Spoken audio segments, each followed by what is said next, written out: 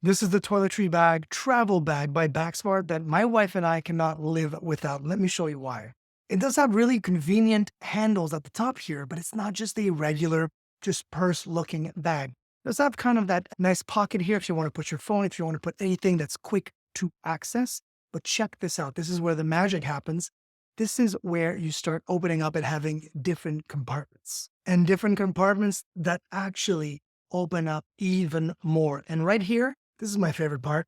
You just take the hook out and you'll be able to hook it behind a bathroom door, for example, if you're in a hotel room or in an Airbnb and you just want to have everything accessible, but without unpacking everything. You can have his and hers. That's what we do, my wife and I. We have separation, so I can have my stuff, she can have her stuff. And we have extra little things here.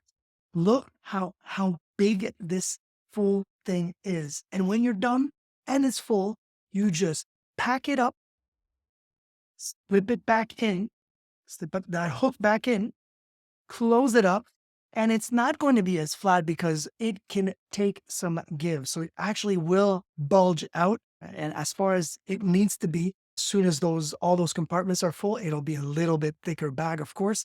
But that's the beauty of it. It's as thick or as slim as you make it.